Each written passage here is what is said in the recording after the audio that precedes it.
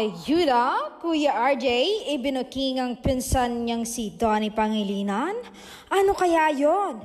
Patungkol daw sa kanyang love life na hindi niya raw makakalimutang sinabi ng aktor after niyang nakilala ang aktres na si Bel Mariano.